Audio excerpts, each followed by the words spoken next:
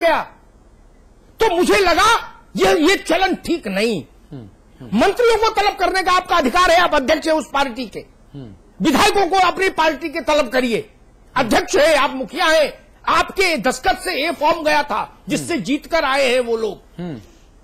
आपके प्रति वो लोग जवाबदार हैं। लेकिन उत्तर प्रदेश सरकार का प्रमुख सचिव और मुख्य सचिव और डीजीपी, ये लोग कैसे जवाबदार हो जाएंगे किसी गैर सरकारी आदमी के प्रति? यशपाल जी, यही बात अमिताभ जी मैं जोड़ने जा रहा था, फिर हमारी बात समाप्त हो जाती कि उत्तर प्रदेश की सरकार के किसी भी मंत्री को, किसी भी पदधारक को माननीय मुलायम सिंह जी इस आधार पर बुला सकते थे कि वो उनकी पार्टी का कार्यकर्ता पहले है, मंत्री बाद में हुआ है। लेकिन अधिकारियों को तलब करना यह निश्चित रूप से परंपरा का उल्लंघन है, संवैधानिक परंपरा का उल्लंघन है, और जो प्रोटोकॉल है उसका भी उल्लंघन है हर तरह से। जी, जब ऐसी चीजें होती हैं तो क्या डाउन द लाइन एक मैसेज जाता है कि साहब यहां पर अधिकारियों के लिए विशेष बहुत कुछ है नहीं करने के लिए, अधिकारी केवल बलि का बकरा बनाए जा सकते हैं, बाकी मैसेज तो ऊपर से यही आता है जो आज मुख्यमंत्री जी की पोशाक इंगित कर रही थी।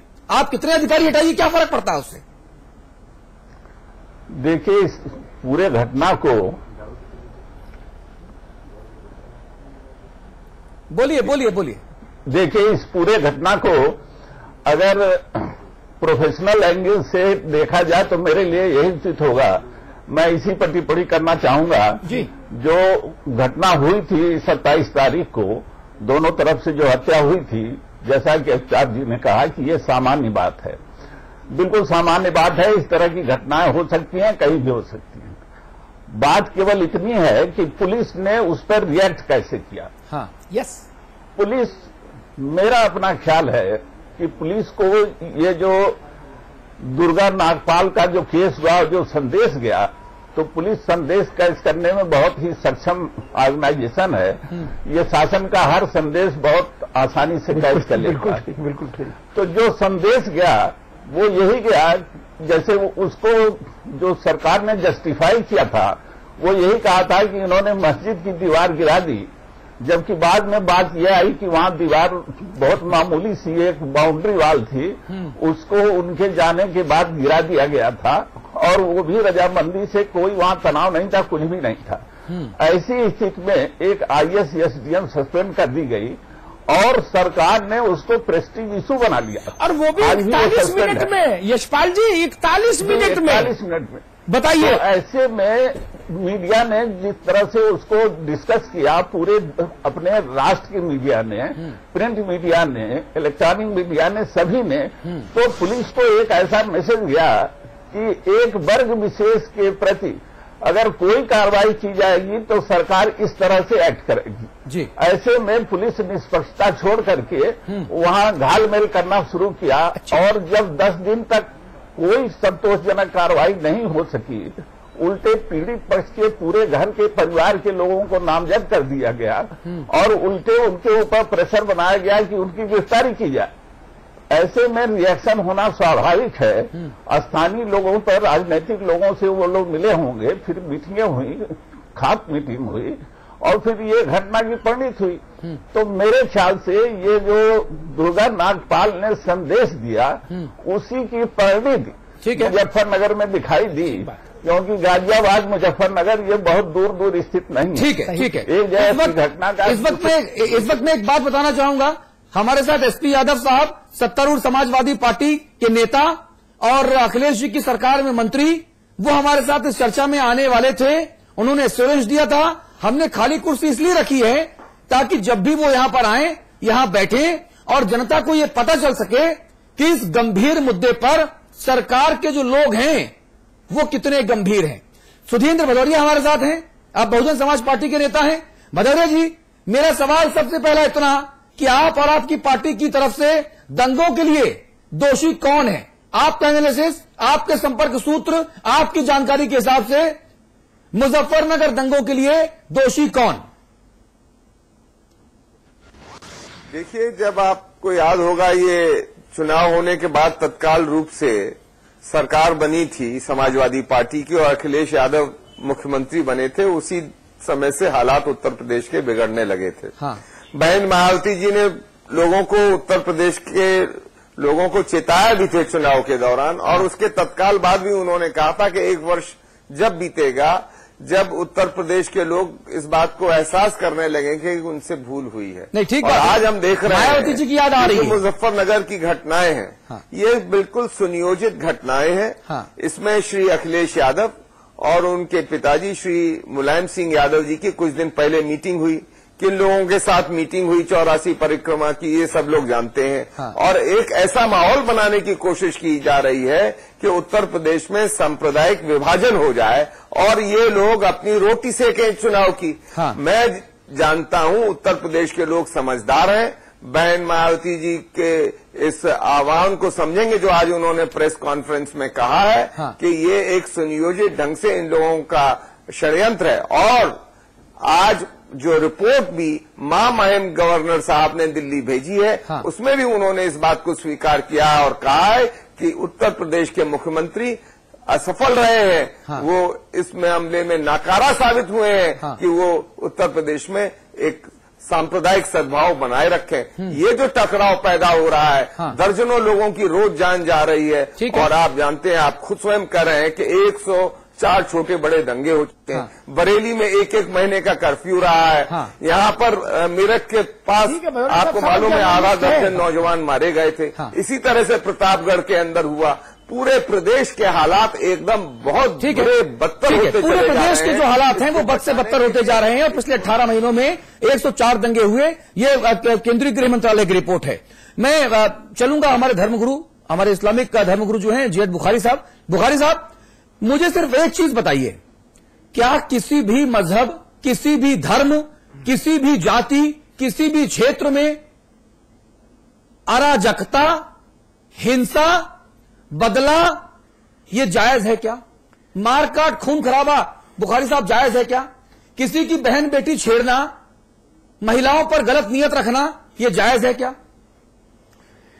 इस्लाम मजहब कतई तौर से इसकी मुखालफत करता है कि बहन बेटी किसी मजहब की हो, किसी धर्म की हो, किसी समाज की हो, किसी इलाके की हो, उन सब की हिफाजत करना इस्लाम धर्म अपने मानने वालों को इसका हुक्म देता है कि जो इसमें कोताही करेगा वो अल्लाह के नजदीक गुनाहगार होगा। हर बहन बेटी की इज्जत और असमत की हिफाजत करना हमारा सबका फर्ज है। और अगर कोई ऐसा फर्द हमारे बीच में पाया जाता है तो उसको कानूनी तौर पर सजा मिलनी चाहिए। उसकी हिमायत नहीं करनी चाहिए बल्कि उनको सजा मिलनी चाहिए। नहीं, लेकिन यहां पर जिसको सजा देना चाहिए वो तो हिमायत कर रहा है। देखिए, ये सियासी मामला है। नहीं, अरे भाई आप देखिए बुखारी साहब आप इस्लामिक गुरु हैं और जिस पार्टी की सरकार है वो इस्लाम के नाम पर यादवों और मुसलमानों को के नाम पर सरकार बनाती चली आई है। मैंने आज आपको स्टूडियो में बुलाया इसलिए कि आप जिन मजहब विशेष के लोगों के ऊपर आपका प्रभाव है, आप उन लोगों की आंखें खोलिए कि इस तरह की जो चीजें हो रही हैं। इसलिए मैंने शुरुआत में कहा कि ना हिंदू मरा है ना मुसलमान मरा है, मक्कार हुक्मरान है, इंसान मरा है, मर रहे हैं इंसान।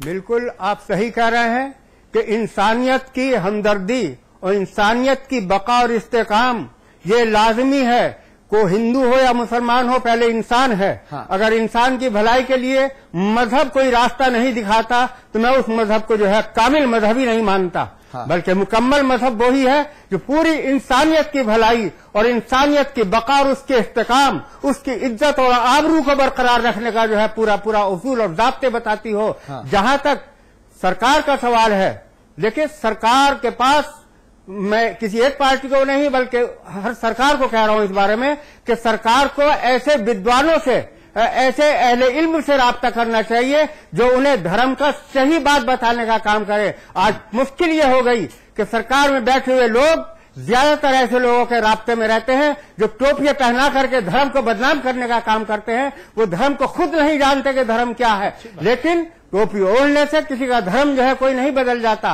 और टोपी उड़ा करके ड्रामेबाजी होती है, फिल्मों का काम होता है, ये सियासतदानों का काम नहीं है। कि वो लिबास बदलते हैं जैसा उनको काम करना होता है। उसके लिए सियासतदानों को अपने मुल्क की, अपने सूबे की हिफाजत करना, वहां के कानून और इंतजाम की हिफाजत करना, वहां के रहने वालों के हुकूक की हिफाजत करना सियासतदानों की ये जिम्मेदारी है और सरकार में बैठे हुए लोगों की ये जिम्मेदारी है। उनको कपड़े लत्ते और लिबास का ख्याल रखना चाहिए। लिबास पहनने से कोई हिंदू नहीं हो जाता, कोई मुसलमान। बुखारी साहब, आपने लिबास की दिल खुश कर दिया, आपने दिल खुश कर दिया। इतनी अद्भुत बात आपने कही है, जो बात हमारे राजनेता नहीं समझ पाए, वो बात बुखारी साहब ने समझाई कि लिबास का ड्रामा मत करिए। नहीं, आज अखिलेश जी जिस तरह से जिस लिबास में आए, बाजू में मोहम्मद आजम खान साहब खड़े हुए, जिनको समाजवादी पार्टी का मुसलमान चेहरा कहा जाता है, ये आज पोस्चरिंग, ये जो आज दिखाया गया, दिखावट जो हुई बुखारी साहब, ये इस दंगों के मौके पर जायज थी क्या? देखिए, आजम खान साहब समाजवादी पार्टी के एक लीडर हैं, मुस्लिम समाज के हैं, लेकिन मुसलमानों के मजहबी रहनुमा नहीं है वो। इस तरीके से उनको एक सियासी हैसियत से देखना चाहिए। अब इसमें यूपी के वजीर आला का क्या फायदा है उनको साथ में ले जाने में या खड़े होने में या दिखाने में, ये आप सब जानते हैं। इसमें कोई छुपी बात नहीं है। ये चेहरों के जरिए से जो हालात बनाए जाते हैं, इन्हीं हालात से हालात बिगड़ते हैं और लोगों के दिलों में नफरतें पैदा होती हैं। हमें ईमानदारी के साथ तमाम मज़ाहिब के लोगों को, और मैं खास तौर से तमाम हिंदुस्तान के अपने धर्म गुरुओं से ये अपील करता हूं इस चैनल के जरिए से कि हमें तमाम मज़ाहिब के लोगों को आगे आकर के, सियासी लोगों से हट करके, मजहब के दायरे में रह करके अपने मुल्क के अवाम को जोड़ने का, इनके दिलों को एक करने का काम करें, अपने मुल्क की तामीर और तरक्की के लिए काम करें। हम मुल्क के अंदर से नफरत को हटाने का काम करें और आपस में प्यार और मोहब्बत को बढ़ाने का काम करें। मैं इसके लिए अपील करता हूं अपने तमाम मज़ाहिब के लोगों से, जितने भी हमारे मुल्क के अंदर मजहब के अंदर लोग हैं। सियासी लोग अपना काम कर रहे हैं, लेकिन जब सियासी लोगों के ऊपर मजहबी लोग मिल करके दबाव डालेंगे तो ये सही काम करने पर मजबूर हो जाएंगे। बहुत अच्छी बात। काश बुखारी जी, आपकी आवाज इस देश के लीडरान सुनते जी, और आप जैसे लोग इस देश में बहुत कम हैं, इसलिए मैं कहूंगा आप जैसे लोग बहुत कीमती हैं। जी जी। और जिन मुसलमानों को आगे करके, जिन मुसलमानों के लिए ये दिखावट और बनावट करके सत्तारूढ़ समाजवादी पार्टी के लोग तमाम ढोंग और ड्रामा कर रहे हैं, मैं तो उन सब से इल्तिजा करूंगा कि बुखारी साहब से कुछ सीखें। मुल्क में नफरत बढ़ रही है, इससे ये अच्छा नहीं है जी। चक्रपाणी महाराज खत्म करने का काम करना चाहिए। जैसा बुखारी साहब ने अपील की, इल्तिजा की, मिन्नत की, मैं चाहूंगा आप भी लोगों से अपील करें, लोगों को समझाइश दें जी जी कि ये धर्म, जाति, मजहब, क्षेत्र नफरत न फैलाएं। ये टोपियों की राजनीति जो चली है साहब, जी, ये जाहिल धर्म का करता है। कोई आलिम धर्म का जो मूल है, जो धर्म के जानने वाले हैं, वो कहीं टोपियां और इस तरीके के काम नहीं करते। चाहे दारुल धर्म का जो बरेली हो, चाहे नदवा हो, आधार बताया, कहीं ऐसे काम नहीं होता है कि किसी नेता को टोपी उड़ाई जाती हो। ये जाहिल और अपराधी मुसलमान जो नेताओं के करीब होते हैं वो करते हैं इन कामों। बहुत बड़ी बात जी। और उनको जो है बढ़ावा दिया जाता है। जो धर्म के 10 लक्षण बताए गए, जो धर्म का स्तंभ है, वो है सत्य, अहिंसा, करुणा, दया, प्रेम, अपरिग्रह, ये सब चीजें हैं। और हमें समझ में नहीं आता है, जिसको सभी धर्मों ने स्वीकार किया है। आज वर्तमान में हमारा मुजफ्फरनगर, जहां पे हिंदू मुस्लिम सब एकता से रहते थे, आज वो जल रहा है। और आज जिस प्रकार के मुख्यमंत्री उत्तर प्रदेश के जो बॉडी लैंग्वेज था, तो जैसे लग रहा था कि दुख तो उन्हें भी है लेकिन आराम के साथ। हम तो ये कहना चाहते हैं कि हम तो उनको जो जिस लिबास में हमने देखा टोपी पहने हुए, हमें तो एक गुजरात के मुख्यमंत्री नरेंद्र मोदी जो टोपी नहीं पहनते और ये टोपी पहन के करते हैं। एक दंगा होने के बाद टोपी नहीं पहनते, एक दंगा कराने के बाद टोपी पहन के और प्रेस कॉन्फ्रेंस करते हैं, तो दोनों में कोई अंतर हम नहीं देखते।